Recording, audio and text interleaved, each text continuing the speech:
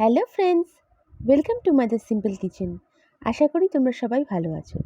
আজকে আমি তোমার সঙ্গে শেয়ার করব আমার মায়ের হাতের রান্না লাউ চিংড়ির রেসিপিটা। এটা আমি আমার মার স্মৃতির উদ্দেশ্যে করেছি।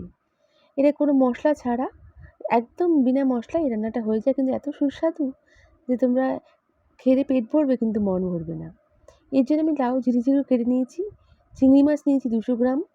এবার চিংড়ি মাছটাকে প্রথমে আমি নুন হলুদ দিয়ে ম্যারিনেট করে কিছুক্ষণের জন্য রেখে দেবো। তারপর চিংড়ি মাছটাকে ভেজে নিতে হবে। এই রান্নাটা একদম বিনা মশলায় হয়, শুধু হলুদ দিয়েই বলতে পারো, কিন্তু এত টেস্টি হয় তোমরা বুঝতেই পারবে না। কোনো মশলা ছাড়া গরমের জন্য একদম পারফেক্ট রেসিপি। কড়াইতে পরিমাণ মতন সর্ষের তেল দিয়ে আমি প্রথমে চিংড়িগুলোকে ভেজে তুলে রাখবো।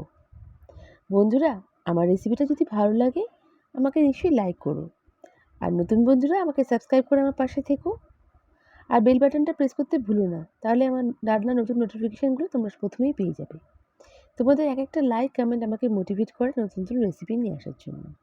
দেখো এখানে আমি চিংড়িটাকে ভেজে তুলে রাখলাম। এবার তেলে আমি 1 চামচ মতন রাঁধুনি ফোড়ন দিচ্ছি, দিয়ে আমি লাউটা দিয়ে দিচ্ছি।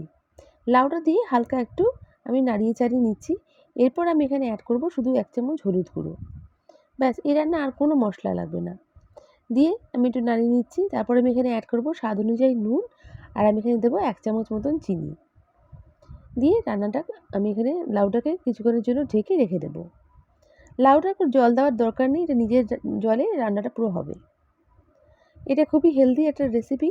না আছে এর মধ্যে কোনো মশলা, না আদা, না রসুন, না কোনো কিছু, জিরে, কোনো কিছু নেই। শুধু একটু হলুদ দিয়ে রান্নাটা হয়, কিন্তু এত সুন্দর যে রান্নাটা বলার নেই। এবার দেখুন ঢেকে রান্না করতে লাউটা প্রায় সেদ্ধ হয়ে এসেছে যখন, দেখো লাউটা হাফ সেদ্ধ হয়ে গেছে।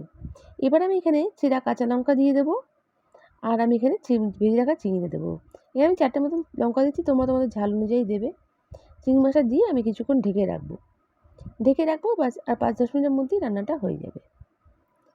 কোনো ঝামেলা ছাড়া চটপট রান্নাটা হয়, এবং এত সুস্বাদু রান্না, তোমরা একবার নিশ্চয়ই ট্রাই করো। দেখো রান্নাটা আমার হয়ে গেছে। এবার আমি শুধু ধনেপাতা দিয়ে সার্ভ করব। গরম ভাতের সঙ্গে এই রেসিপিটা একদম অমৃতের মতন লাগবে।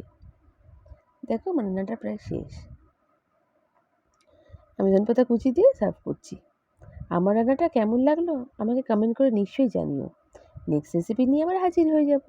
তোমরা সবাই ভালো থেকো, সুস্থ থেকো, বাই।